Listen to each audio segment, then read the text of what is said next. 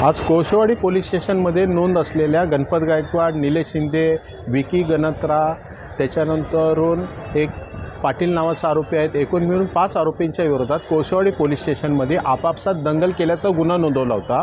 त्या गुन्ह्याच्या अनुषंगाने आज आरोपींचं 313चं निवेदन नोंदवलं गेलं। त्या गुन्ह्यामधले एकूण मिळून 3 आरोपी माळी, पाटील आणि गणपत गायकवाड हे तळोजा कारागृहातले बंदी होते। त्याच्यामुळे 313चं निवेदन नोंदवण्यासाठी ह्या तिघांना कोर्टामध्ये आणण्यात आलेलं होतं। ह्या तिघांनी आणि निलेश शिंदे आणि दुसरा एक आरोपी अशा 5 जणांनी आपलं 313चं निवेदन नोंदवलं। पोलीस स्टेशनमध्ये सिनियर पीआयच्या कॅबिनमध्ये त्यावेळेला यांनी आपापसात हाणामाऱ्या केल्या, झोंबाझोंबी केली अशा स्वरूपाचा आरोप होता। घटनास्थळ पंचनामा आणि इतर काही साक्षीदार एकूण मिळून 5 साक्षीदार तपासण्यात आलेले होते।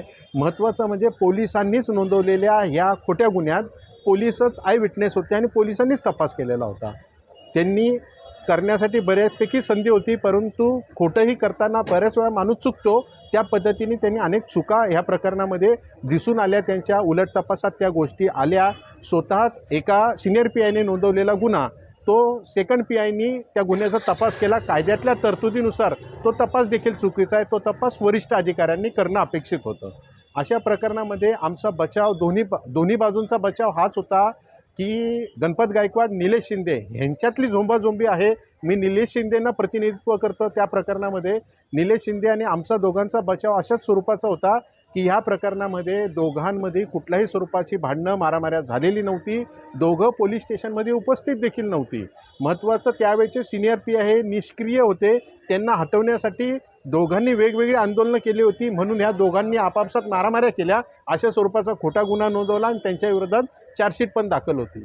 महत्त्वाचं गोष्ट कायद्यातल्या तरतुदीनुसार चार्जशीट फाईल करण्यासाठी हायर अथॉरिटीची परमिशन देखील नव्हती। या बऱ्याचशा काय टेक्निकल गोष्टी ह्याच्यावरती 16 एप्रिलला युक्तिवाद होईल। सरकार पक्ष त्यांचा गुन्हा सिद्ध करण्यासाठीचा प्रयत्न करेल आणि आम्ही आमचे पक्षकार निर्दोष सोडण्यासाठी प्रयत्न करणार आहोत। आज आरोपींचं 313चं निवेदन नोंदवलं गेलं। त्याच्यात आम्ही आमचा बचाव सांगितला।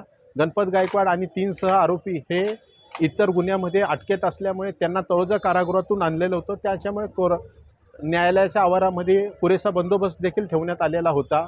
आमचा या गुन्ह्याशी दूरपर्यंत संबंध नाही। हाच आमचा बचाव होता। आमच्या विरोधात देण्यात आलेले साक्षी पुरावे हे सगळे खोटे आहेत। हा आमचा बचाव होता।